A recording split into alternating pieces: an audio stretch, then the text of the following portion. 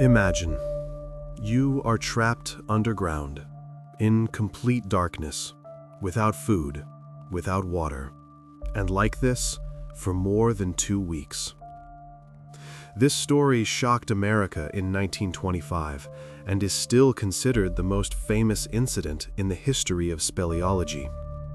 To understand how it all happened, we need to start from the beginning.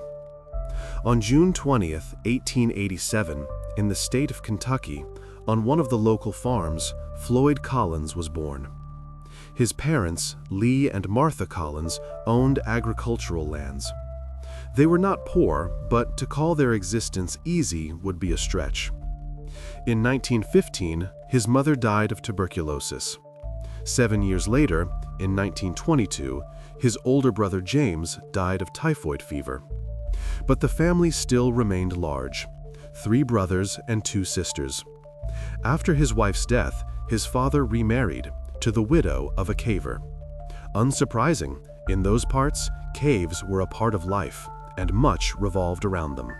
The Collins lands were located near Mammoth Cave, the longest cave system in the world, stretching for almost 700 kilometers underground. The early 20th century became a golden age for caving. People gladly visited caves, coming from other states and paying for admission. This period was even nicknamed the Kentucky Cave Wars. Landowners searched for caves on their properties and turned them into tourist attractions, earning quite good money from it. And the Collins family's log cabin was just 4 miles from Mammoth Cave, the main attraction of the region.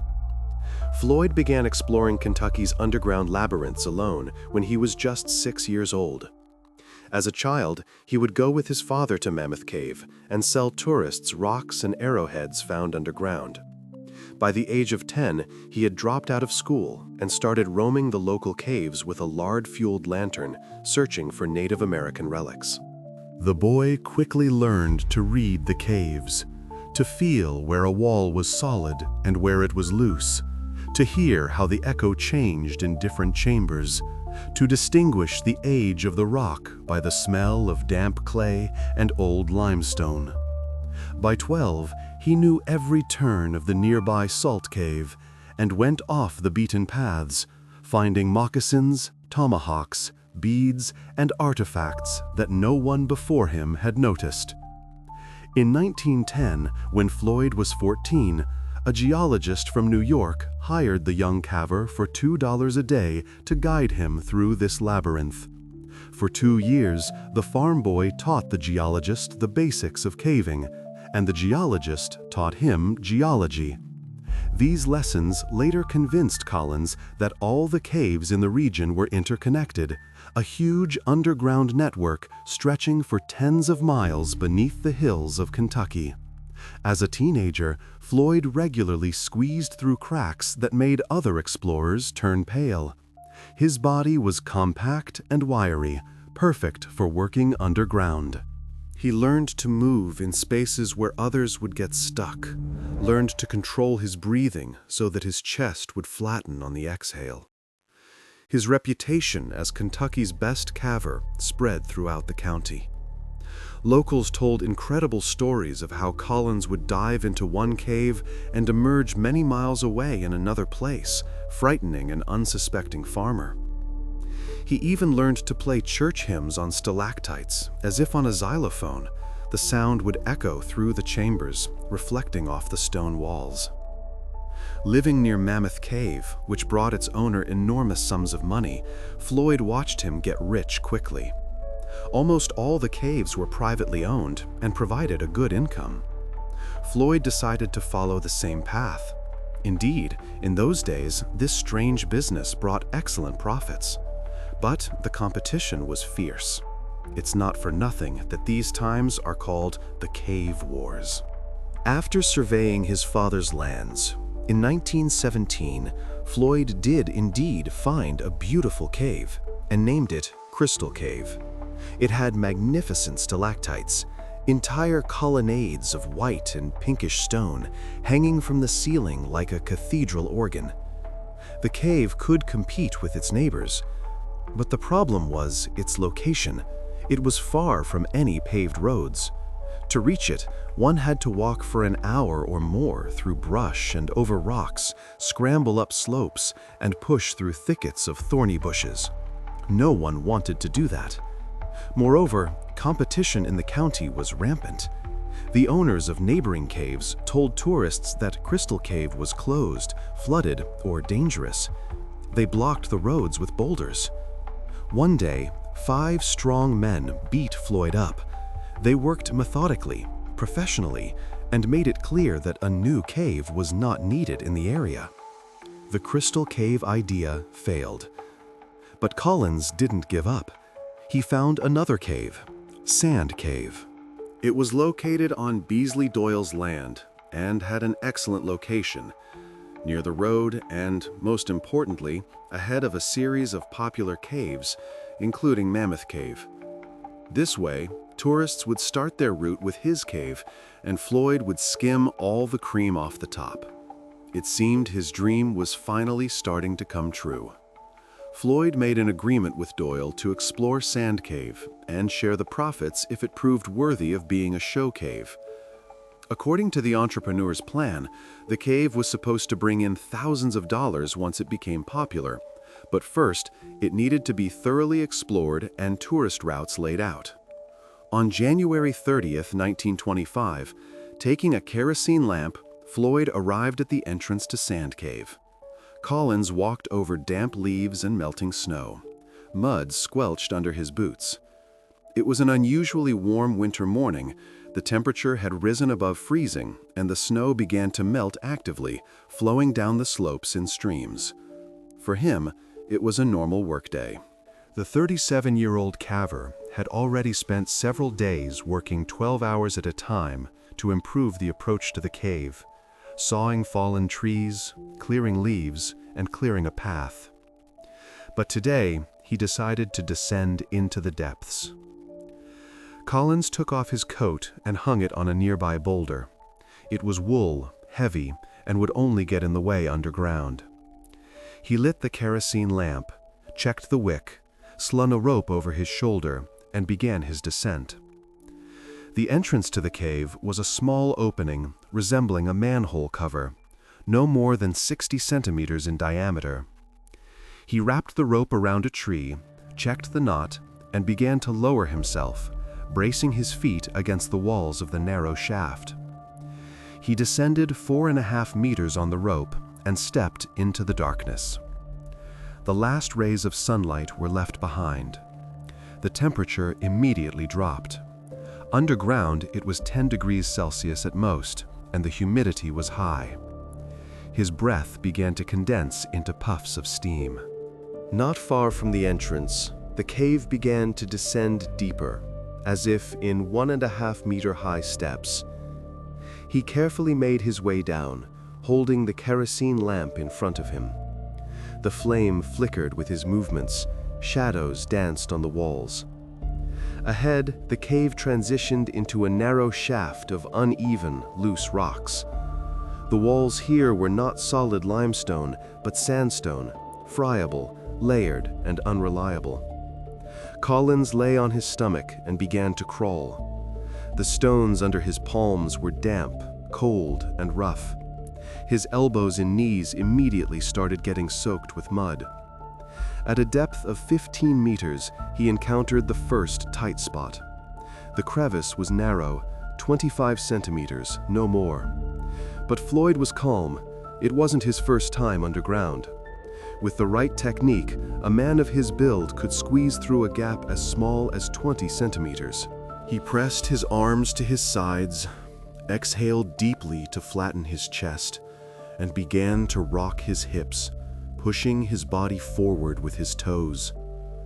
The rocks pressed against his ribs, scratching his sides through his shirt.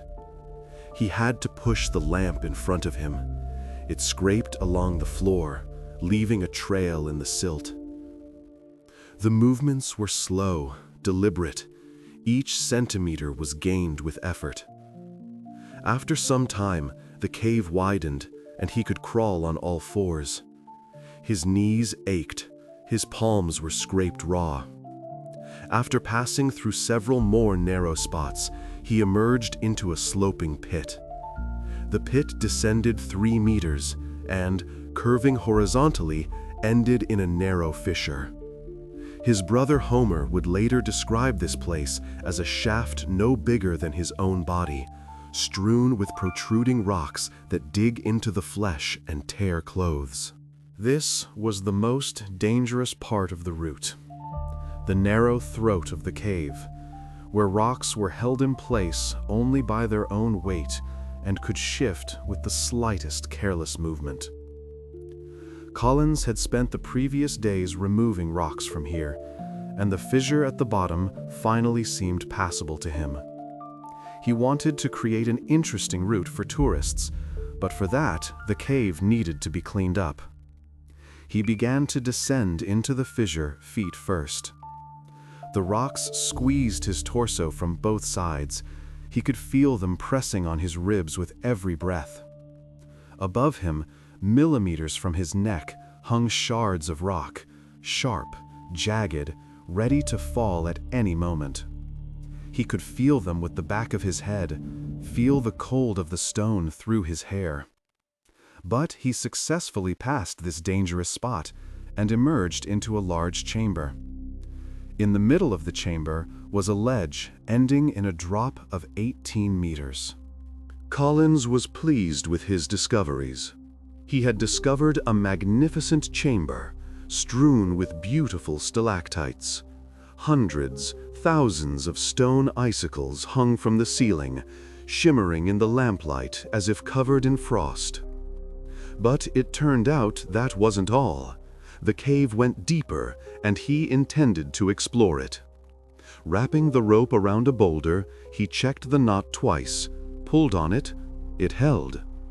He began to descend to the bottom of the 18-meter drop. The rope was wet and slipped in his hands. His feet searched for holds on the wall, small ledges, cracks where he could insert the toe of his boot.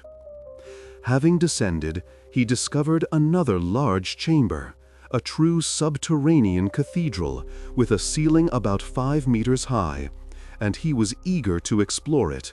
But by this time, the kerosene lantern began to flicker. The oil was running out. The flame would flare up brightly, then die down to almost nothing. Floyd knew how dangerous it was to be left in a cave without light, so he decided to abandon the tempting idea of continuing his exploration. He would return tomorrow with a full lamp. He started to head back. After successfully climbing up to the ledge, the rope rubbing his hands, leaving red marks on his palms, he reached the narrow horizontal fissure. Here he had to lie on his back. He lay down, pressed his arms to his sides, exhaled, and slid forward into the narrow crack, pushing the lantern ahead of him. The rocks pressed on his chest, on his shoulders, scratching his back through his wet shirt. He could feel every protrusion of rock with his spine. But suddenly, the cave was plunged into darkness, a kind of primeval darkness that a person living on the surface never experiences. The wick had burned out. The oil was gone. In such conditions, vision is so useless that the fish living in underground rivers have no eyes at all. The darkness was absolute. There was not even a hint of light. No difference between open and closed eyes. Only complete, total blackness. However, Collins did not panic. He had been left in caves without light before. It was unpleasant, but not fatal. Besides, he had almost crawled to the bottom of the 3-meter pit, and from there the path was familiar, and he would be able to get out by feel. His hands remembered every turn, every handhold.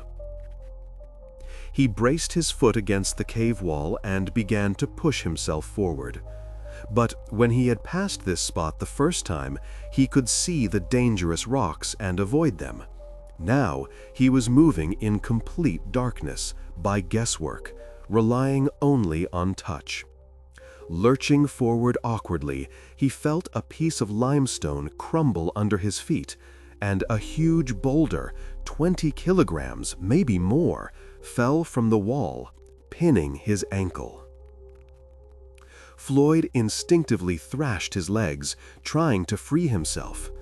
A sharp pain shot through his leg from his ankle to his knee.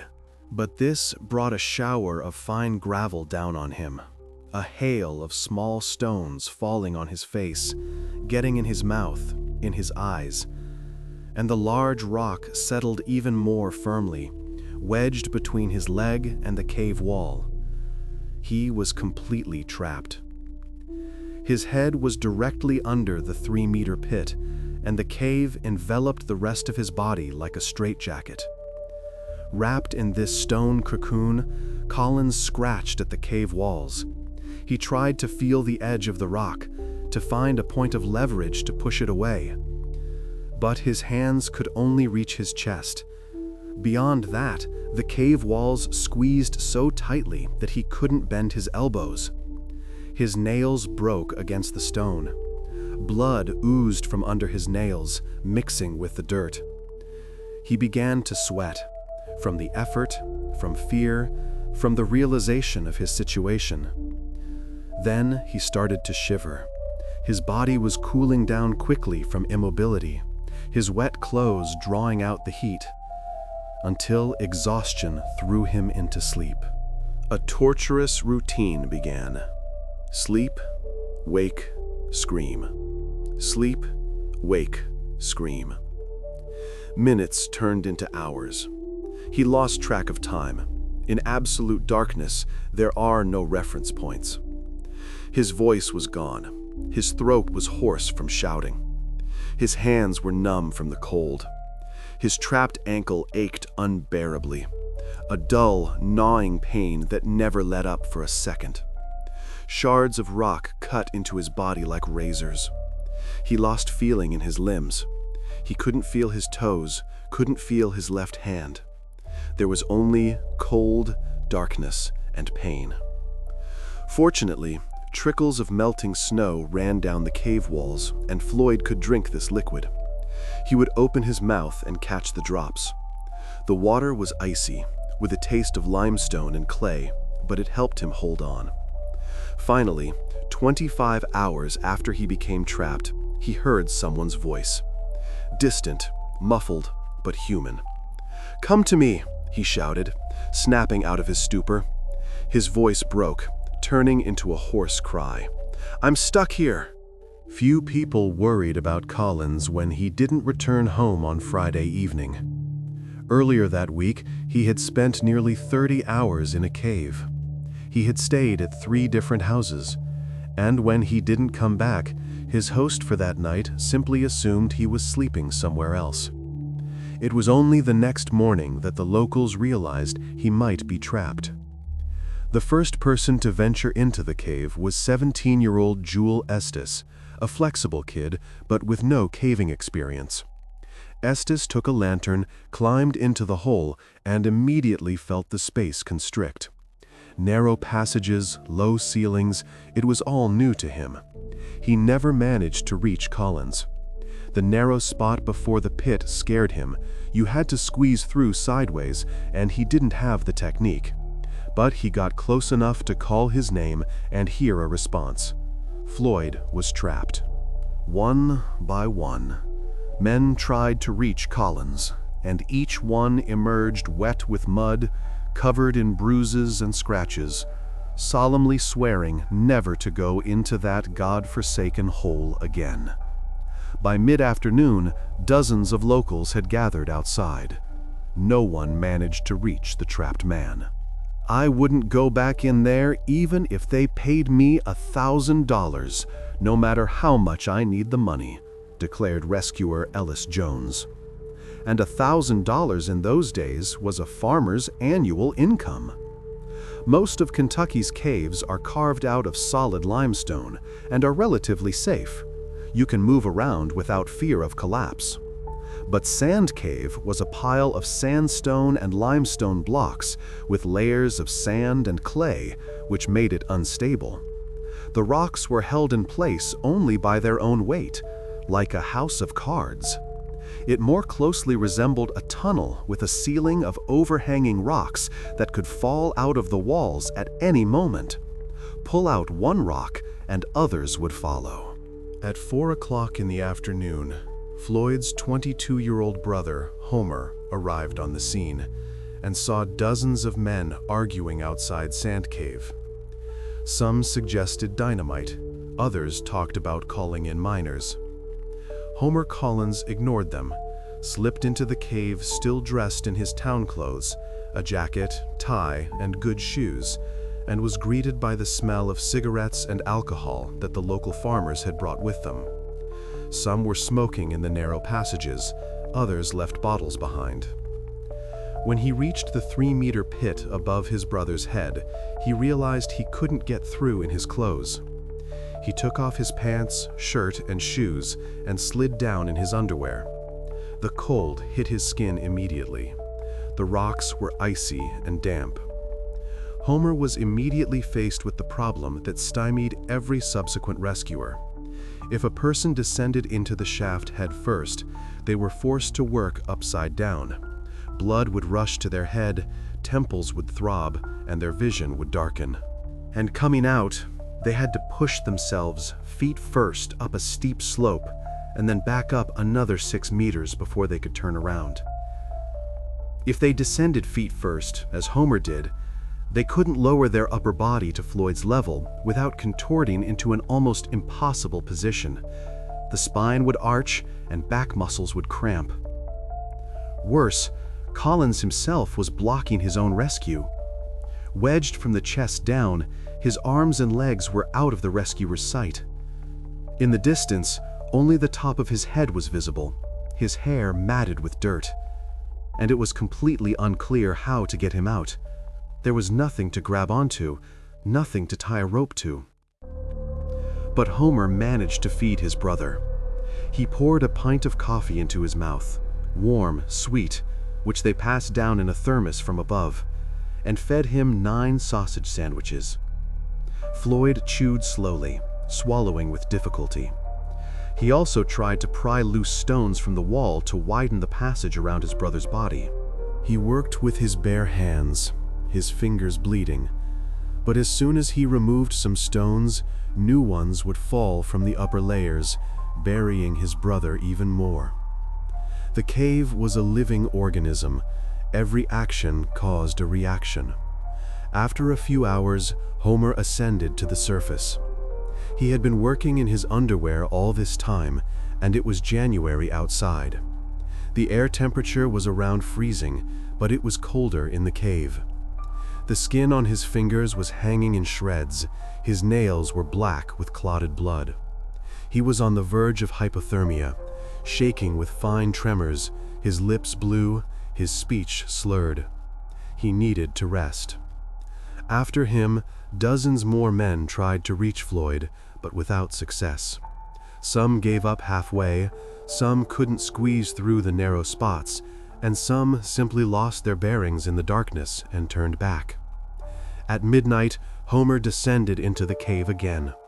For about 8 hours, he chipped away with a crowbar at the rocks, pinning his brother around the chest. The crowbar rang against the rock, the echo resounding through the cave. Sparks flew as metal struck stone. But the cave would not yield. As some stones were removed, others fell in their place. By sunrise, Homer's arms and back ached unbearably. His muscles were knotted, and every movement was painful. His mind was in despair. He emerged onto the surface on the morning of February 1st. His brother had been underground for 48 hours, without light, almost without food, in the cold and darkness. A real crowd had gathered at the cave, and the whole scene resembled a fair. People smoked, drank moonshine from flasks and jugs, and offered all sorts of rescue ideas. Bonfires burned all over the hillside, smoke settling in the low areas. Some suggested sending in a circus acrobat with a chisel and hammer. He's flexible, he'll get anywhere. Others proposed using dynamite to blast the passage open, to widen it. Still others talked about amputation and argued about blood loss, about how much time a person has after a limb is torn off. It seemed Floyd had become a victim of his own talent. The cave he had navigated terrified even experienced cavers. Only his brother could reach him, but he could barely stand from exhaustion. His eyes were red, his hands trembled, his voice was hoarse. Homer gave a large sum of money, $50, more than a month's earnings, to a group of teenagers loitering near the cave, and told them to deliver food and a blanket to his brother. The short teenagers were more flexible and much smaller than the adult men. They might well be able to reach Floyd. After some time, the teenagers did indeed emerge and reported that they had fed Floyd and covered him with blankets. They gave details, saying they had spoken with him, he was conscious, and had asked them to tell his family that everything would be all right. However, these blankets and food were later found in crevices of the cave where the teenagers had tossed them. They had simply deceived Homer and had not reached the victim. Perhaps they hadn't even tried. They were frightened by the narrow passages and decided the money was more important than their conscience. In the morning, as Homer was warming himself by a fire, holding his hands over the flames, trying to regain feeling in his fingers, a local reporter approached him. A short man with a boyish face, wearing glasses and thin. He said, "I heard you need to get that guy out who's stuck in the cave." Homer looked him up and down. A clean suit, polished shoes, hands without a single callus, and replied, "If you want information, there's the hole. Go in and find out for yourself." Obviously, he just wanted to get rid of the annoying reporter. But Homer had underestimated this guy. His name was William Burke Miller, nicknamed Skeets. As a 21-year-old reporter, he earned only $25 a week. His articles were rarely bought, minor news, local incidents, nothing serious. So, when the newspaper editors mentioned that a man was trapped in a cave, Miller eagerly took the story. He wanted to write a truly good report, one that would be remembered. When Homer challenged him, Miller didn't hesitate. He took off his suit right there in the cold, put on someone's overalls, and grabbed a flashlight. The reporter weighed only 50 kilograms, skin and bones, and he began to slowly make his way through the narrow shafts. The cave had become very wet. The crowd had built fires near the entrance, which made the snow melt even faster. Water ran down the walls, dripped from the ceiling, and liquid mud squelched under his hands and knees. With horror, Miller squeezed under the overhanging rocks. He could feel them pressing on his back, hear them creaking as they settled under their own weight. Finally, at the last narrow passage, he shouted into the darkness and heard a barely perceptible moan, a weak, broken sound. Miller pushed forward and slid into the 3-meter pit, right onto Collins's head. The reporter tried to ask the trapped man questions, but he could no longer answer coherently. He was muttering something unintelligible. His speech was confused. Miller gave him water from his flask, stuck a sandwich in his mouth. Floyd chewed mechanically, with difficulty, and hurried to the surface. It took him half an hour to get out, and all that time he thought of one thing: the man down there is dying. When Homer saw him, dirty, wet, but alive, he was surprised and decided that this brave guy could be useful. By this time, Floyd had been in the cave for 73 hours, 3 days without light, almost without food, in the cold.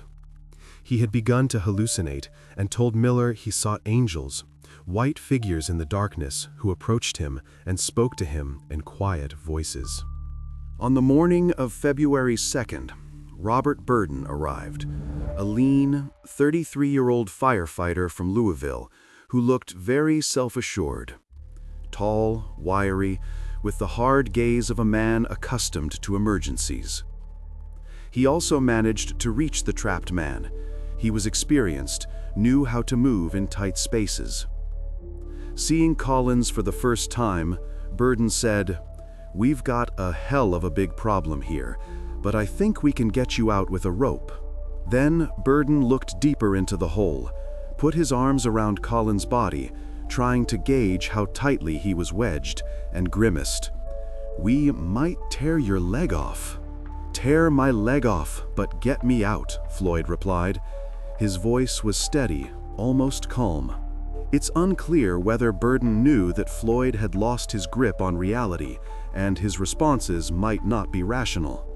But upon reaching the surface, the firefighter began to convince the crowd that the only way to get him out was to use a rope, tie it around his torso, and have everyone pull together. Such a method would undoubtedly break his leg, and possibly even tear the limb off. People began to say that the victim would bleed to death before reaching the surface. Others argued that he would be cut to shreds by the sharp rocks protruding from the walls before he was dragged to the exit. A doctor in the crowd, a local physician named Dr. Hazlitt, said that if they pulled him with a rope, his organs would stretch like taffy, his ribs would break, and he would simply die from internal injuries before he was even out. But the firefighter insisted. Pulling with a rope was the only way. There was no other plan. At 5 o'clock in the evening, a special harness was brought to the cave. Wide leather straps with metal buckles, used by firefighters to rescue people from burning buildings. Homer Collins, Skeets Miller, and Robert Burden descended into the darkness with a long rope. Thick, hemp, capable of holding several hundred kilograms. Homer went first to calm his brother's nerves. He fed the trapped man ham sandwiches, gave him coffee and a sip of whiskey, burning, warming. Collins confessed quietly, struggling to form the words, that he didn't actually want to lose his leg. Homer listened patiently, stroking his brother's head. Then he gave Floyd a sedative, a powder mixed with water. It was something from the now banned substances that could still be bought in pharmacies in those years, morphine or cocaine perhaps. According to Burden, it was designed to boost his vitality and help him withstand the shock if they did indeed tear his leg off. Homer secured the harness around Floyd's chest, tightening the straps, checking the buckles. Miller sat at the top of the pit, holding the rope. Burden gripped the rope further down the cave, bracing his feet against the wall. Several other men helped near the entrance, 6 people pulling simultaneously. On Homer's count, 1, 2, 3, the rope tightened. As his body lifted from the debris, a centimeter, another, Burden gritted his teeth and roared at the men to pull harder. The rope creaked, straining to its limit. Miller yanked the rope with all his might, and the trapped man let out a heart-wrenching scream of pain, a scream that sent shivers down Miller's spine. Collins was stuck in a horizontal position. The lower part of his body was encased in rocks and gravel, as if in cement. His back was bent into the shape of a capital L, an unnatural curve that made his vertebrae crack. He began to scream, "Don't do it! Don't do it! Stop!" His voice broke into a shriek. Homer couldn't bear his brother's screams. Tears streamed down his face. He turned and tore the rope from the men's hands. The plan had failed. The team decided to leave and reassess their actions. Everyone was shaken by the experience. Burden fainted as he was crawling towards the exit. His body couldn't take the strain. The adrenaline wore off, and he simply passed out in the narrow passage. He had to be dragged out by his feet. When they finally reached the surface, they could no longer stand. Their muscles gave out, their legs buckled. People carried them to the fire. Outside, the crowd was growing, and among them was the one man who could free Floyd Collins. It was his childhood friend, Johnny Gerald, a sturdy man of about 40, with hands like shovels. 88 hours had passed since Collins got stuck in that damned hole, almost 4 days. When Gerald arrived on the scene, he saw a drunken crowd of 200 people who had no experience in caving. He was particularly outraged by Lieutenant Burden and his plan to pull his friend out like a fish on a line, a barbaric, senseless plan. Johnny Gerald was an experienced caver. He had rescued people from caves before, 3 times in the last 10 years. He knew how to work with stone, how to widen passages, how to reinforce walls. When Floyd heard his voice, he began to shout, "Get him down here, only he can get me out." There was hope in his voice, almost joy. However, Gerald proved to be too stocky to squeeze into the 3-meter pit, broad shoulders, massive chest. He had to spend several hours widening it, pulling out rocks. He worked methodically, calmly, choosing rocks that could be removed without risk of collapse, stacking them to the side. It was only by midnight that he managed to reach his friend.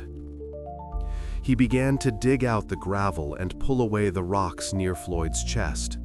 He worked in the cramped space, by feel, in an awkward position, and it seemed he was starting to succeed.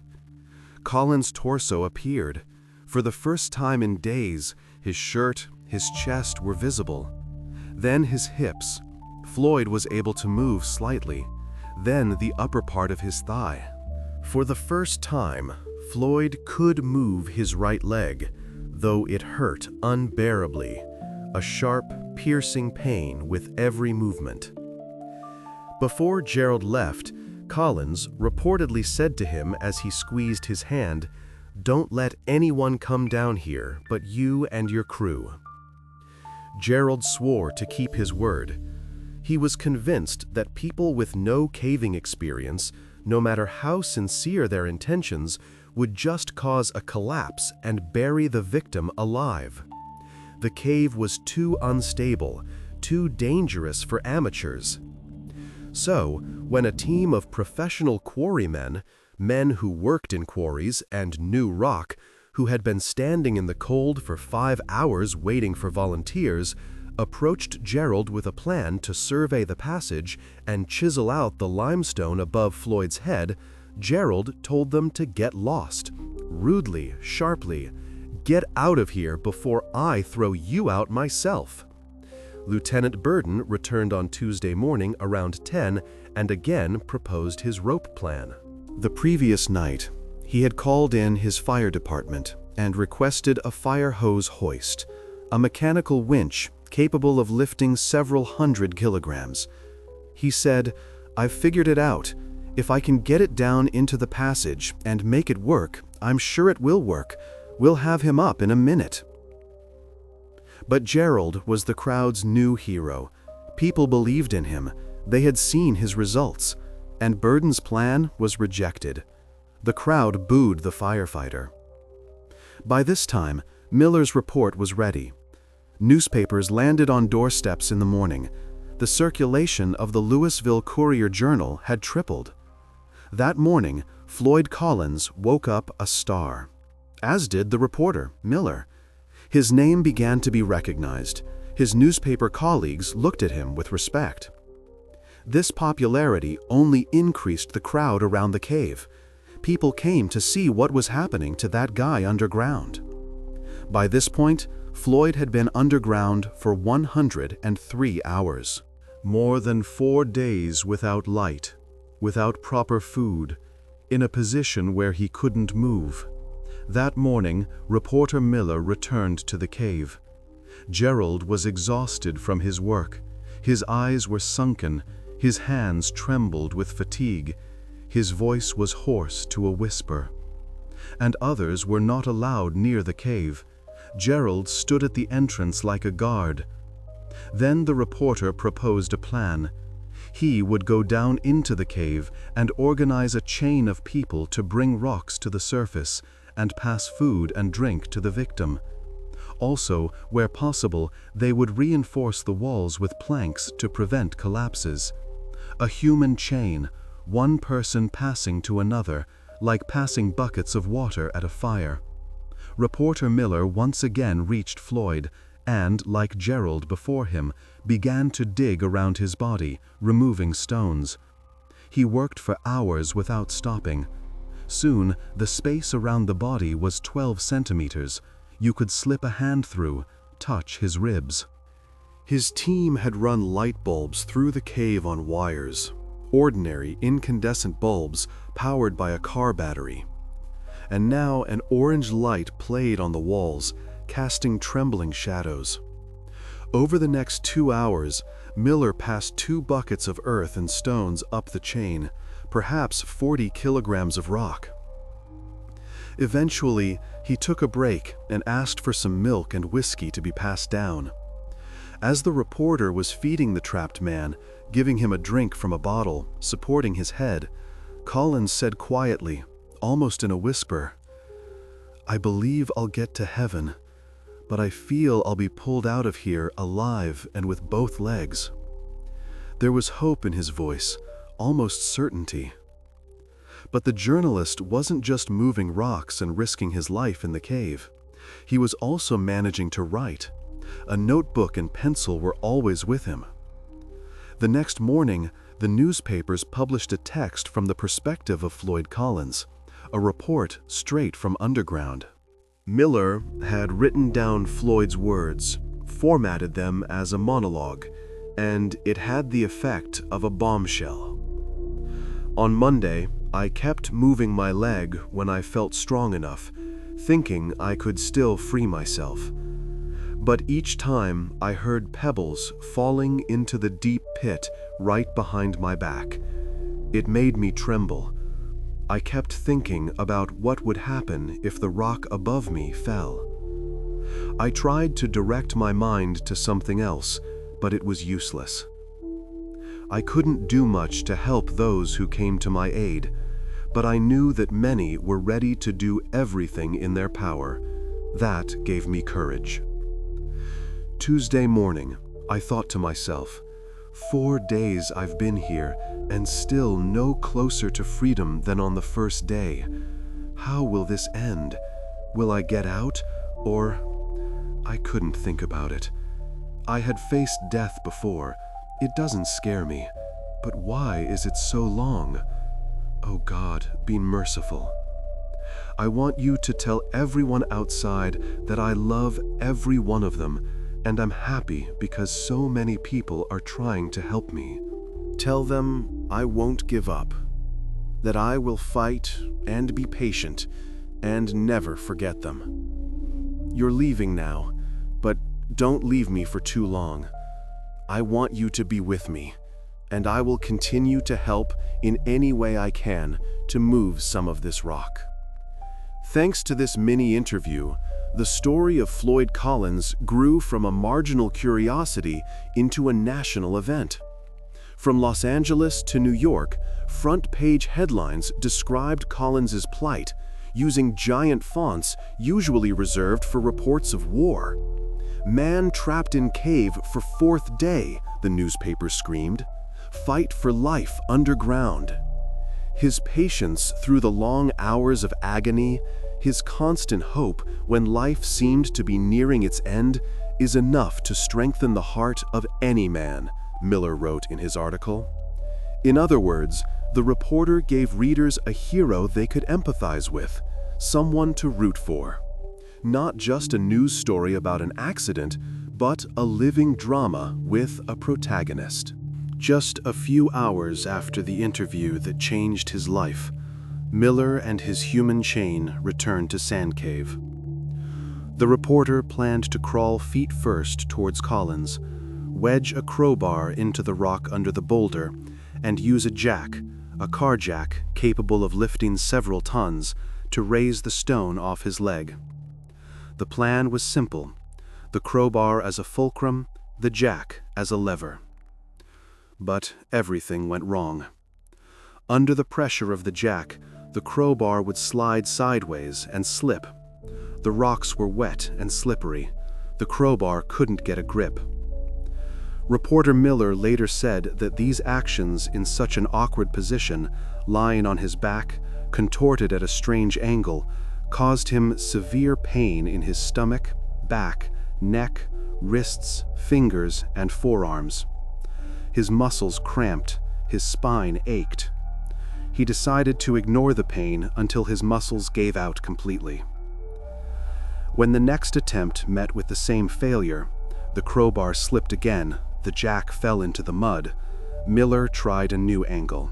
He found a deeper crack in the rock. The jack pressed into the crowbar. The tension increased. The metal groaned under the load. The rock shifted. Barely noticeable, but it shifted. Collins looked back as far as he could turn his head and saw the rock tremble. "Keep turning, buddy, it's coming loose," Floyd shouted. There was joy in his voice, almost elation. Lieutenant Burden, who had joined the human chain, he couldn't stay away after all, recalled later, "I have never heard anything more joyful in my life than when he said that the rock was starting to come off his leg."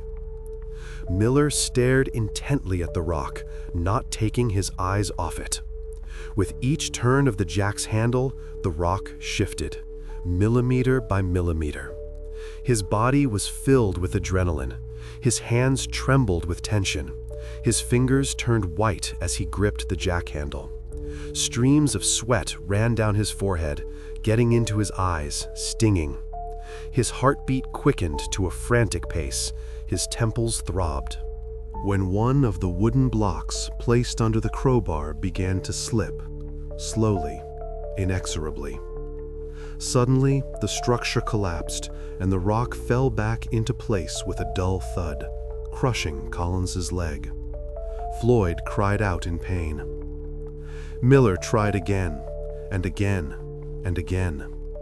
He placed wooden blocks, removed them, repositioned the crowbar in other cracks. He used every crevice, every curve of the stone to ensure a stable position. The trapped man encouraged him the whole way, even when the pain was unbearable. "You can do it, buddy. I believe in you," Floyd shouted in a hoarse, broken voice. Around 1 o'clock in the morning, Miller collapsed from exhaustion right in the narrow passage. His hands gave out. His fingers wouldn't obey, couldn't hold the tool. The rock was no longer moving. It was all useless. Burden recalled it this way. "We all wanted to just sit right there and cry. It was just awful. We were so close. The rock was moving. We saw it move. And then suddenly, it all fell apart." Before leaving, Miller adjusted Collins's blanket, a gray Army issue one that had been brought from above, and hung a light bulb around his neck for warmth. The bulb provided heat, a little bit of comfort. When he crawled out of Sand Cave with purple bruises on his arms, with scraped elbows and knees, he saw dozens of soldiers standing on the cliff above the cave in khaki uniforms with rifles. The National Guard had arrived. Floyd had been in the cave for 112 hours, almost 5 days. When Miller left the cave, a new character took the lead. Henry Carmichael, the general superintendent of the Kentucky Rock Asphalt Company, a man in his 50s with graying temples and a stern, commanding voice. A few days earlier, he had sent men to help reinforce the cave with wooden planks, thick oak beams capable of withstanding tons of pressure. On Wednesday, at 2:30 in the morning, shortly after Miller's failed attempt with the jack, Carmichael sent 2 men into Sand Cave to assess the stability of the structure. These were his best workers, men who knew mining, who could read the rock. The entrance to the cave was wider than ever, thanks to the efforts of the human chain. In 3 days of work, they had nearly doubled its size. Now you could squeeze through almost straight on, not sideways. New wooden supports held the entrance stable, crisscrossed with braces, professionally installed. But as they descended deeper, the wooden supports disappeared, and the cave squeezed tighter than usual. In some places, the walls seemed to have moved toward each other, the passages had become several centimeters narrower. In general, Kentucky's caves are remarkably stable. The rocks don't loosen or compress, the limestone holds for centuries. In Sand Cave, it was different. The melting snow from the bonfires, pouring into the tunnel in streams, and the presence of the human chain, constant movement, vibration, changing loads, had caused fluctuations in temperature and humidity. The rock began to change its structure. The ceiling started to sag, barely noticeable, but sagging. Microcracks appeared, from which fine debris trickled. One of the volunteers saw this and felt dizzy. His self-preservation instinct kicked in at full force. Adrenaline surged into his blood, his breathing quickened, his mouth went dry.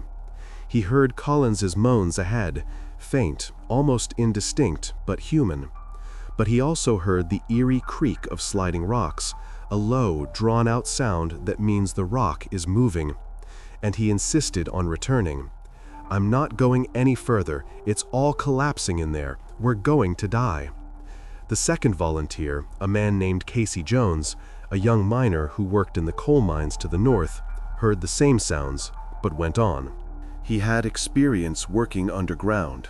He knew the difference between a dangerous creak and normal settling of the rock. He reached the pit, holding his lamp in front of him. Collins heard the footsteps, felt the movement of air, and begged Jones to come down. His voice was weak, but insistent. All of Jones's moral instincts told him to help. A man was dying down there, asking for help. But his self-preservation instinct told him to turn around and leave. The ceiling was creaking, the rocks were shifting, everything could collapse at any second. At first, self-preservation won. "I can't right now, Floyd," Jones said, and there was guilt in his voice. "But I'll do it when I get back, I promise." Behind him, his partner begged him to leave, his voice trembling with fear. "Casey, let's go, now, immediately." Below him, Collins was screaming, almost crying, "I'm thirsty, help me, don't leave me." Jones froze. A second, 2, 3. An internal struggle tore him apart. Then he decided, to hell with it. He couldn't just leave a man like that. He would go down into the pit after all. He slid down head first. Blood rushed to his head, his temples throbbed, and hastily gave Collins coffee from a thermos. Warm, sweet. To his surprise, he refused it. He turned his head. The coffee ran down his chin. Jones realized that Floyd wasn't actually thirsty. He was just scared and lonely. He didn't want to be left alone, in the dark, in the silence, with his thoughts. From above came his partner's voice, now hysterical. "For God's sake, Jones, get out! Get out! You're going to get us all killed! You can hear that cracking, can't you? The ceiling's about to collapse!" Jones looked at Collins. Their eyes met in the lamplight. In Floyd's eyes was such pleading, such despair, that it took Jones's breath away. He placed his hand on Collins' head, stroked his hair. "Hang in there, buddy. We'll get you out, I promise." He set the thermos of coffee beside him and climbed out of the pit. He crawled under the sagging ceiling, feeling the rocks press on his back, looking back every few seconds. And he was horrified to see the passage behind him squeezing shut like a vice. The walls were literally moving toward each other, the gap shrinking right before his eyes. The ceiling collapsed with a deafening roar. A wave of dust and small stones engulfed Jones. He instinctively covered his head with his arms, pressed himself to the floor. When the dust settled, he turned and saw a pile of rocks where the passage had just been. A few hours earlier, the light bulb wrapped around Collins's neck had illuminated this part of the cave like a beacon, a bright, warm glow in the darkness. But around 4 o'clock in the morning on Wednesday, February 4th, in the 114th hour of this epoch, the walls squeezed shut, and Sand Cave was once again plunged into darkness. The wire connected to the light bulb had been severed by the rocks. Sparks flew for a second, then went out. Collins' sobs were now heard muffledly, through the mass of rock, as if from a distance. He was behind the rocks, behind a wall of sandstone and clay. The trapped man cried out, his voice breaking into a rasp. "Stay with me! Oh, please, don't go! Don't leave me alone!" But no one could reach him. On Wednesday morning, Miller returned to the cave. He had only slept for 3 hours, but he couldn't stay away. He was shocked by the ceiling collapse. When he dove into Sand Cave and came face to face with a pile of orange-gray rocks, tons of rock blocking the passage, his heart sank. He tried to move some of the stones, working with his bare hands, but every movement caused more rocks to fall from the ceiling. It was trickling down like sand in an hourglass. A large chunk of clay, about 5 kilograms, fell on his leg, pinning it to the floor. He wrote in his notebook, "I managed to slip out from under it, but it scared me badly. I realized that if I stayed here another minute, I would die. The cave is dying." When he returned to the surface, his nose was bleeding, from the dust, from the strain, from hitting his head on the low ceiling. His face was gray, his eyes red. Burden recalled, "He didn't tell me what was wrong, only said quietly, almost in a whisper, 'For God's sake, don't go back in there, and make sure Homer Collins doesn't go in either. It's deadly dangerous.'" There was no need to worry about Homer. He was suffering from coughing fits. His lungs were clogged with dust from days of working in the cave, and every breath came with a wheeze.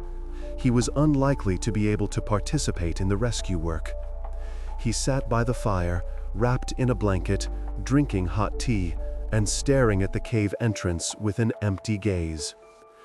But Johnny Gerald was furious. His face was red, the veins in his neck were bulging. He had been right. They had caused a collapse. All those amateurs who went into the cave without understanding how it worked had loosened the rock. "I told you! I said this would happen, but no one listened." Over the next 8 hours, Gerald went in and out of Sand Cave at least 5 times. He worked like a man possessed, muscles burning, lungs gasping for air from the dust, but he didn't stop. In the woods, men were sawing trees. The sound of saws echoed through the area, and chopping logs with axes to support the walls of the remaining vault. Wood chips flew in all directions, sweat poured in streams.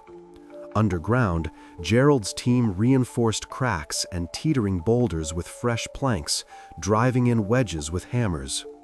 When Gerald went down for the first time after the collapse, making his way through the rubble, Floyd heard his friend crawling through the pit and asked in a weak voice for a cheese sandwich. Just a cheese sandwich. Such a simple, human request. When Gerald explained that there had been a collapse, that the path was blocked, that it would take time, the man began to cry. Quietly, hopelessly. Tears streamed down his dirty face, mixing with the silt.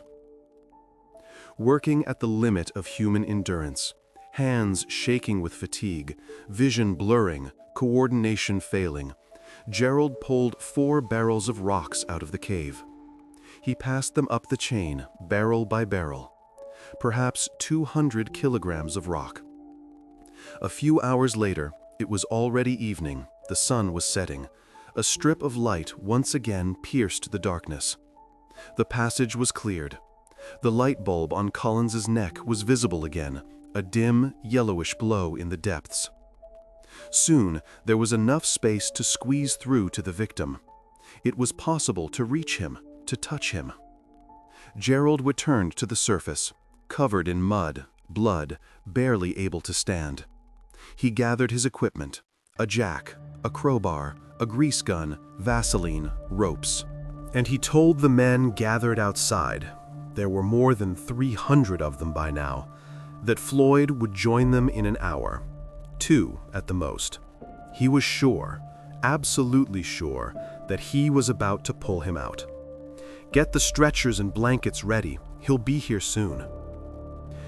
At 10:30 on the evening of February 4th, Johnny Gerald entered Sand Cave for the last time. The plan was clear, well thought out. He would slip past the collapse, feed his friend to give him strength. Then, using the grease gun, he would cover the rocks around his leg with thick grease. To put it simply, he was going to cover Floyd in Vaseline, make him as slippery as a fish, and pull him out of that crack. The plan was actually a good one, simple but effective. But when Gerald got into the cave and reached the collapse, crawling the last few meters on his stomach, he gasped. The light from the bulb was no longer visible, only blackness. The ceiling had collapsed again. While he was preparing his equipment on the surface, the cave had shifted again. This experienced caver, who had seen much in his life, wept right there in the narrow passage. Tears streamed down his face, dripping into the mud. He shouted through the mass of rock, "Floyd! Floyd, can you hear me?" Suddenly, a rock fell on Gerald's head, sharp with jagged edges. The blow was strong, sparks flashed before his eyes. He rubbed his head, felt blood on his fingers, and called out again, more weakly, "Floyd, buddy." In response came words, muffled, strange. "I've already gone home and gone to bed. Mom made dinner." Obviously, Floyd was delirious. His mind couldn't take it. Almost 5 days without light, without movement, in the cold and pain, it breaks the psyche. Then another rock fell from the ceiling, sharp, heavy, about 2 kilograms, and landed right on Gerald's back between his shoulder blades. Pain shot through his spine, his breath caught. He struggled to his feet. Every movement was an effort. Crawled to the surface, grabbing onto any protrusions, and declared, breathing heavily, clutching his ribs, "I'm not going back into that goddamn place, even if they gave me the whole state of Kentucky. It's death in there. The cave is killing everyone who goes in." However, this was not the end. People were not going to give up. Lieutenant General Denhart, a military man accustomed to giving orders and seeing results, gathered the miners, lined them up, and shouted, enunciating each word, "We've lost hope of reaching Floyd the easy way. The cave won't let us through, but we will go around it. Now, boys, it's up to you. You will drill through the earth and save this man. You will dig a shaft straight to him. Spare no expense. The wallets of Kentucky are open. The governor has given his approval. Ask for whatever you want. Tools, men, food, money. It will all be provided, but get him out of the ground." On Thursday, February 5th, the state took full control of the Collins rescue. It became a state operation. Lieutenant General Denhart, who reportedly told Homer bluntly, to his face, "It will take men with brains, not emotions, to save your brother," was put in charge of the entire rescue operation. He was given carte blanche. His first order was to prohibit anyone from entering the cave, categorically. He placed guards at the entrance, 2 soldiers with rifles. No one was to be allowed in. Too dangerous, too unstable. Any movement inside could trigger a final collapse. His second order was to dig a shaft, a vertical shaft from the surface straight down to where Collins was lying, bypassing all the narrow passages, avoiding the collapses, a direct route from top to bottom. Heavy equipment arrived on site, trucks with excavators, steam cranes, drilling rigs. But it soon became clear that the exhaust fumes from the motors were getting into the cave through cracks in the rock, and Floyd could simply suffocate before they dug him out. Carbon monoxide is heavier than air. It settles on the floor, filling low areas. The miners realized they would have to dig the 17-meter-deep shaft by hand, with pickaxes, shovels, and crowbars, the old-fashioned way. Tons of rock had to be removed by hand. Floyd had been in the cave for 215 hours, 9 days, more than a week underground. By that time, the area around the cave resembled a fair or carnival. Crowds of people, thousands of them, were milling about. Some were selling hot dogs from mobile carts, the smell of fried sausages wafting through the area. Some were asking for donations, standing with a tin can, shaking it. "Help save a man, every cent counts." Snake oil salesmen were hawking miraculous potions. "Elixir of life, cures any disease." Moonshiners sold liquor under the counter. Whiskey, moonshine, something cloudy in unlabeled bottles. Families spread out blankets near the cave and had picnics with their children, unpacking baskets of food, sitting on the grass, watching the rescuers at work as if it were a performance. Reverend James Hamilton preached to a crowd of 5,000, standing on a rise, waving a Bible, his voice booming. "Brothers and sisters, this is a test of faith." People came from neighboring states, from Tennessee, Ohio, Indiana, to see the wondrous cave with the trapped man inside. Trains added extra services. The roads were clogged with cars. During this whole time, more than 10,000 people visited the site. Maybe 15. No one kept an exact count. What a bitter irony. Floyd had dreamed of finding a popular cave that would attract crowds of tourists, and it seems he found one. As they say, be careful what you wish for. They come true in the most twisted ways. On Sunday evening, it started to rain. A cold February rain mixed with snow. The cave was covered with a tarp, a huge piece of canvas stretched over the entrance. Water drummed on the fabric, running off in streams. By this time, they had only managed to drill 7 meters of the 17. The work was slow. The rock was hard, sandstone giving way to limestone. The miners worked in shifts, 6 hours at a time, hacking at the rock, carrying it up in buckets. Science enthusiasts got involved. University professors, engineers, inventors. They connected a radio amplifier, the latest technology of the time, to the wire that was attached to the light bulb on Floyd's chest. The wire was still holding, not completely severed. The scientists believed the amplifier could pick up vibrations when Floyd breathed or moved, any fluctuations in the wire. And indeed, the amplifier crackled, 20 times a minute, a steady, rhythmic crackle. This was an encouraging sign, and suggested that Floyd might still be breathing. He might still be alive. 288 hours had passed, 12 days, and conspiracy theories were already beginning to emerge. Rumors spread faster than the truth. There were those who claimed there was no man in the cave at all, that it was all a grand hoax to collect donations and write sensational articles to sell newspapers.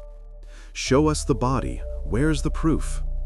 Some conspiracy theorists went so far as to try to discredit the rescue itself, sending telegrams supposedly from Floyd. They would pay an operator who would send, Please refute the statement that I am buried alive in Sand Cave. Tell Mom I'm fine. I'm on my way home. Floyd Collins. One rumor had it that the Collins family, intoxicated by the publicity, their names in the papers, the attention, the fame, was deliberately dragging out the rescue, on purpose, to prolong the show. Others claimed something even worse. That Johnny Gerald had intentionally prevented rescuers from entering the cave in the early stages because he worked in real estate and had a financial interest in Crystal Cave, which belonged to Floyd, and therefore had an interest in Floyd's death, to then buy the cave for a pittance from the widow or relatives. An outraged Robert Burden, who by this point had become one of the public faces of the rescue operation, stated sharply to the newspapers on camera, "Johnny Gerald is guilty of nothing but heroism. He risked his life more than anyone. But if anyone wants to make accusations, blame those who destabilized the cave with their incompetence." These accusations could not be ignored. They were too loud, too public. An investigation revealed that Gerald had indeed refused help from many volunteers, but so had Burden, Carmichael, and Denhart. Each rescue team considered the competing rescuers incompetent, which was partly true. Professionals didn't trust amateurs, and amateurs didn't listen to professionals. The people who knew the caves lacked organizational skills and didn't know how to work in a team, and the organizers didn't understand the specifics of underground work. On Valentine's Day, February 14th, exactly 2 weeks since the drama began, a court concluded after a day of hearings, no one specific was to blame for what had happened. It was a combination of circumstances, a tragic confluence of factors. By this point, Floyd had been underground for 360 hours, 15 days. Above him were still 16 meters of earth and rock, tons of rock between him and freedom. He had been underground for 17 days, 12 of them without food and water, and 4 days without the light that provided some warmth. The chances were minuscule. Medics said that a person could not survive for so long in such conditions. Hypothermia, dehydration, and shock should have killed him a week ago. But the rescuers still hoped he was alive. They clung to that hope. Newspapers published stories about miners who had survived underground for long periods, a month, 2 months, even longer. Churches sent donations to the rescuers, money, food, clothing. Readers sent letters to the newspapers, "Don't give up, fight to the end." A Chicago fortune teller sent a sketch of the coffee grounds that had settled at the bottom of her cup. They had formed the shape of a heart, proof, she claimed, that Floyd was still alive. "The heart is beating, he is waiting for you." At 1:30 in the afternoon on Monday, February 16th, the sky was gray, a light rain was falling. The miner's chisel broke through the last layer of rock and penetrated Sand Cave. This was the 411th hour of this epic. 17 days and 3 hours. The workers frantically pulled at the rocks, widening the opening. Their hands trembled with excitement, with fatigue, with hope. Someone prayed aloud. Finally, a rescuer named Ed Brenner, a miner with 20 years of experience who had seen a lot, shone his flashlight into the darkness of the shaft and confirmed visually that they had reached the 3-meter pit. They had broken through. They were there. According to reporter Miller, who was standing at the edge of the shaft with his notebook, everyone near the cave, and there were several hundred of them, stopped breathing for 5 minutes. Absolute silence. Only the wind whistled in the trees. They waited, their eyes fixed on the shaft, for what the rescuer would say. Brenner, slowly, carefully, every movement calculated to avoid causing a new collapse, descended into the pit on a rope. His boots found footholds. He shone his flashlight down at the trapped man. At first, he couldn't make anything out. Everything was covered in mud, silt. Then he saw the face. Gray, waxy, eyes closed. And he saw a strange glimmer in the slightly open mouth. A second later, he understood its source. It was Collins's gold tooth, reflecting the flashlight's beam. Brenner reached out, touched Floyd's neck, feeling for a pulse. The skin was as cold as stone. There was no pulse, none at all. He pressed his ear to the chest. Silence. No breathing, no heartbeat. He passed his hand in front of the face. No reaction.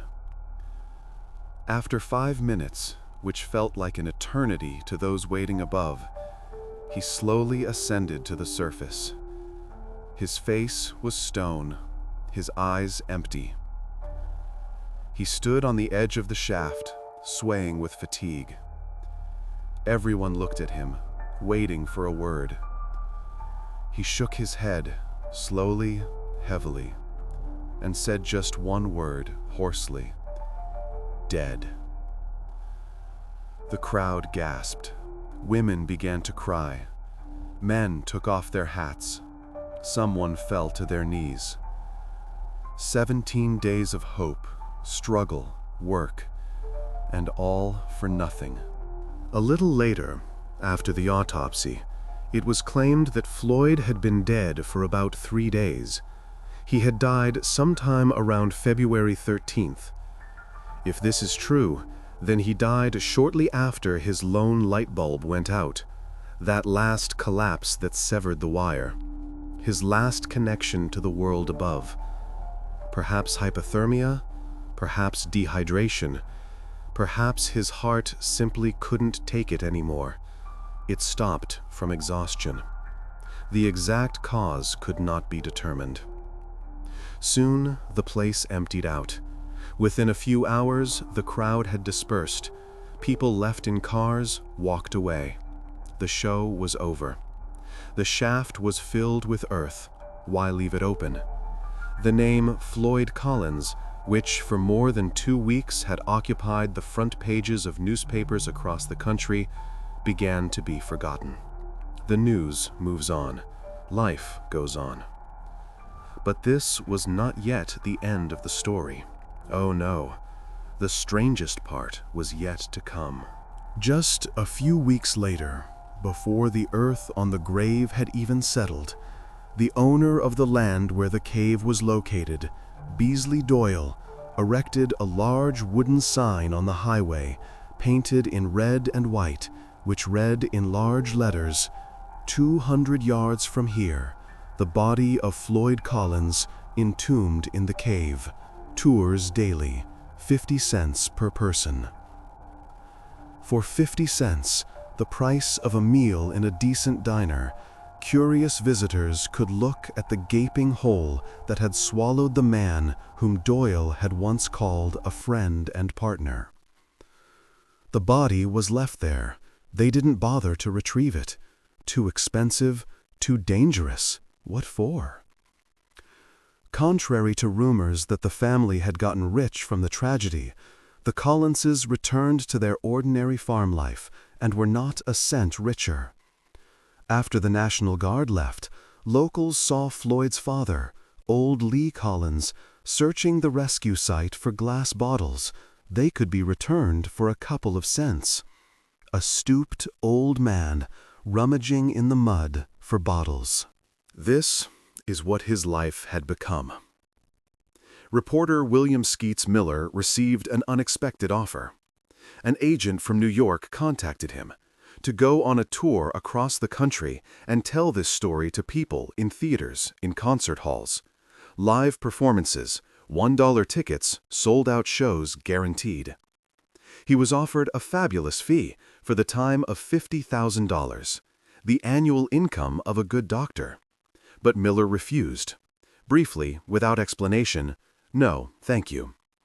He continued to work as a simple reporter at the newspaper for his $25 a week. The following year, 1926, his coverage of this tragedy was awarded the Pulitzer Prize for reporting, the highest award for a journalist.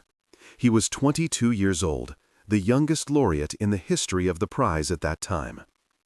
The deceased brother, Homer Collins, chose a different path. He toured with vaudeville acts for 8 months, performing in small-town theaters throughout Kentucky and Tennessee, entertaining audiences with stories of his brother's childhood, of their adventures in the caves. He showed slides, told anecdotes, sometimes sang songs. But the performances were not for personal gain. He saved all the money. Ever since his brother was declared dead, Homer had vowed to himself to get him out of that cave, to bury him properly, in the family cemetery, next to his mother. He wrote in his diary, "I kept thinking about Floyd, lying in the mud, where he suffered in ways we can't imagine, in that cold darkness, alone. I will never find peace of mind if he remains in that cursed cave. It's not right. It's inhumane." Homer used all the profits from his performances, every cent, every dollar, to hire a team and retrieve his brother's body. On April 17, 1925, exactly 2 months after his death, 7 experienced miners redug the shaft, broke through the collapses, and entered Sand Cave. This time, the goal was not rescue, only the recovery of the body. They worked carefully, reinforcing every meter of the passage with planks. Finally, they reached Floyd. He was lying in the same position, on his side, his arm outstretched, as if reaching for the light. They removed the rock that had been pinning his leg all those days. A huge boulder, about 30 kilograms. It took 2 men to move it. On April 26, 1925, 19 days after his recovery, Floyd Collins was lowered into a grave in the family cemetery. The sky was clear, the sun was shining. The whole family, friends, and neighbors gathered. His grave was marked with a stalagmite headstone, a piece of rock that he himself had brought from Crystal Cave many years ago. On the stone was inscribed, "Floyd Collins, 1887–1925, the greatest cave explorer." In 1927, 2 years after the funeral, his relatives, worn down by debt and poverty, sold their farm and Crystal Cave, which had belonged to Floyd, the very one he had found first, and which was far from the roads, and therefore brought no income. They sold everything for a pittance, just $10,000. And the land was worth at least 3 times that, but they had no choice. Cave tourism was no longer as popular after Collins's death. The same publicity that had drawn thousands of people to Kentucky to watch the rescue operation also worked in reverse after the tragedy.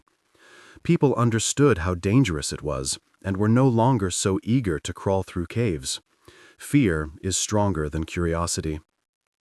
The Collins family farm, with all its contents, the house, barns, land, including the family cemetery and Crystal Cave, was bought by an enterprising dentist named Harry Thomas, a man with a commercial streak and a complete lack of sentimentality.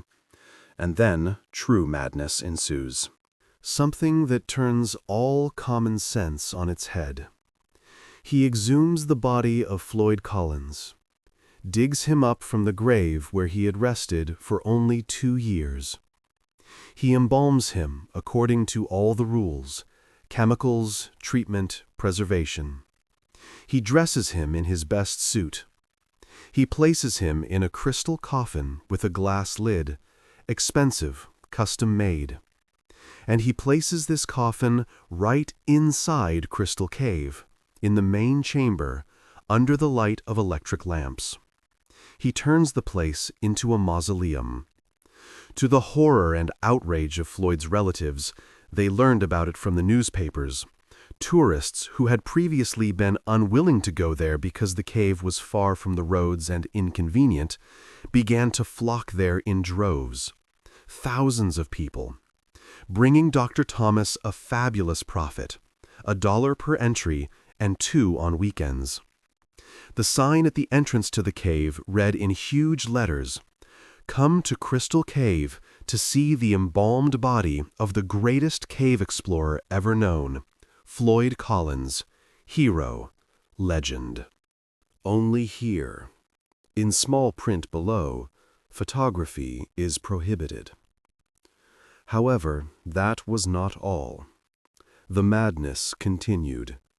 In September 1927, unknown persons, most likely competitors of Dr. Thomas, owners of other caves, attempted to steal Floyd's body from the cave.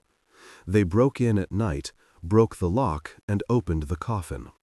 The first attempt failed. A guard scared them off, and they ran. But the second attempt, carefully organized in March 1929, was successful. The grave robbers stole Collins's body, pulled it out of the coffin, wrapped it in a tarp, and tried to throw it into the Green River in Kentucky so that it would disappear forever. But the body was heavy, awkward. They didn't make it to the river. They abandoned it in the bushes by the road. The body got tangled in blackberry thickets. 3 days later, a local farmer found it. He called the sheriff. Dr. Thomas recovered the remains, already badly damaged, treated them again, and put them back in the coffin. But this time, he locked it with 3 heavy locks and hung numerous chains on it, like a treasure chest. Most likely, these were indeed echoes of the cave wars, which had never really ended. Competitors wanted to lure away tourists and deprive the doctor of his main attraction, which is why they stole the body. However, Floyd Collins was once again lying in a crystal coffin in Crystal Cave, though now bound with chains, like some kind of prisoner. The sight was gruesome, but people paid and looked. 32 years later, a whole generation had passed. In 1961, the U.S. government finally bought Crystal Cave, with Collins inside. They were planning to create Mammoth Cave National Park, uniting all the caves in the region under government control. The national park bought the land for $285,000, a huge sum of money for the time. Today, that's the equivalent of more than $2.5 million. Dr. Thomas died a rich man. His descendants lived in prosperity. He had indeed made an excellent deal. Bought for $10,000, sold for $285,000. The park board eventually closed public access to Crystal Cave. This was the 1970s. Society had changed. Displaying dead bodies for money was now considered unethical. The era had changed. In 1989, 64 years after his death, Floyd Collins's body was exhumed for the last time and reburied in the Baptist Cemetery in Brownsville, Kentucky. Finally, he was left in peace.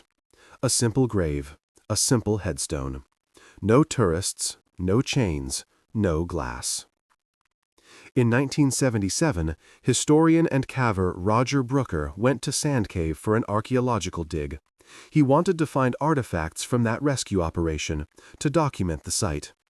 He later recalled, "It was the creepiest cave I've ever been in, and I've been in hundreds of caves. But there was something sinister there. The walls felt like they were pressing in. The air was heavy. I felt the presence of death."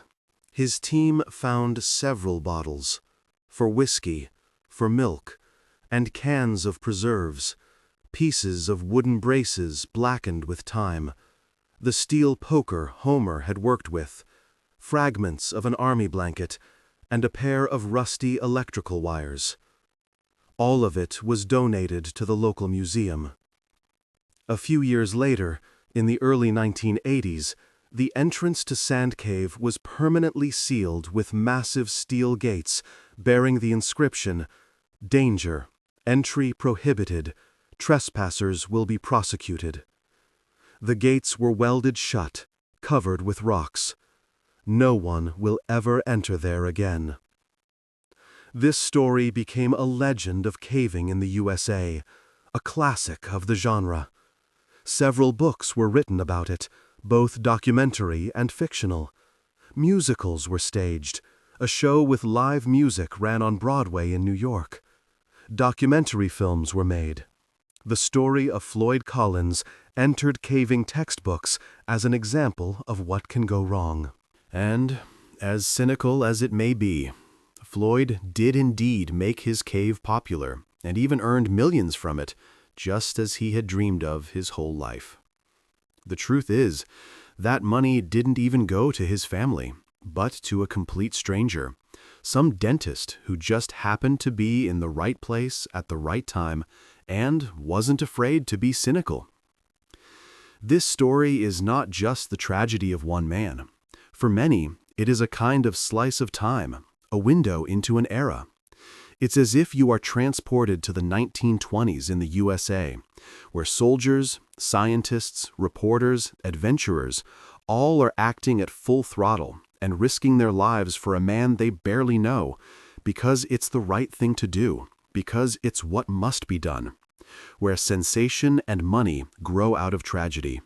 Where people make business out of thin air and build earning schemes that are terrifying to even think about now, displaying a dead body for money. Where the line between compassion and exploitation is blurred to the point of being indistinguishable.